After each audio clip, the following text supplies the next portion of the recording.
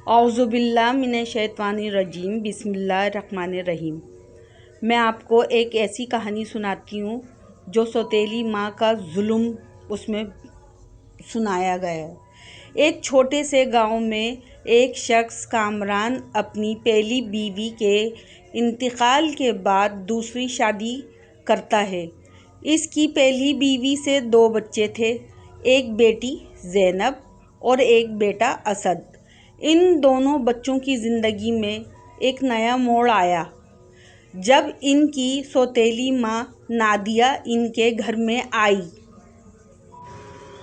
Nadia خوبصورت تو تھی لیکن دل کی اندھیری۔ وہ شروع سے ہی بچوں کو پسند نہیں کرتی تھی۔ جب بھی ان کے والد گھر سے باہر ہوتے، نادیہ بچوں پر سختی سے پیش آتی۔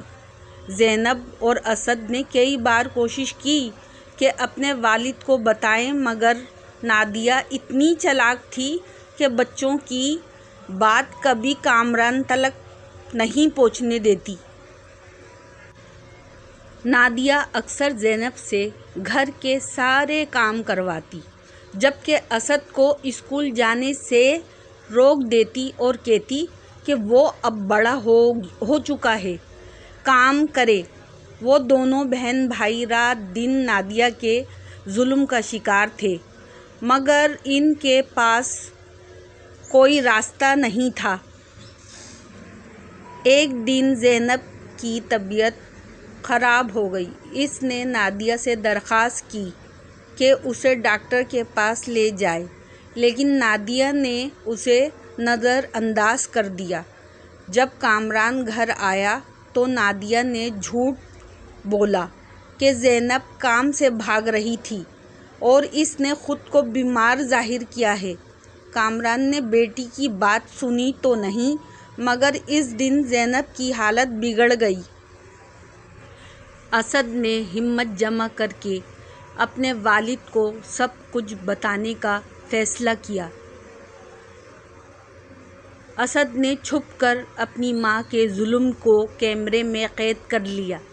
جب اس نے یہ ویڈیو اپنے والد کو دکھائی تو کامران کا تو دل ہی ٹوٹ گیا۔ وہ اپنی نئی بیوی کی حقیقت سے ناواقف تھا۔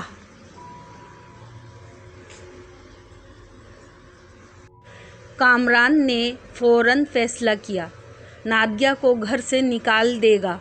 اس نے بچوں سے معافی مانگی اور وعدہ کیا کہ آئندہ وہ انہیں کسی کے بھی ظلم کا شکار نہیں ہونے دے گا۔ یوں زینب اور اسد اپنی سوتیلی ماں کے ظلم سے نجات حاصل کی اور کامران نے دوبارہ اپنے بچوں کی زندگی کو سنوارنے کا عہد کیا۔ نتیجہ: ظلم چاہے جتنا بھی ہو، سچائی ہمیشہ سامنے آتی ہے۔ اسد کی ہمت اور زینب کی برداشت، ان دونوں کو آخر کار انصاف مل ہی گیا۔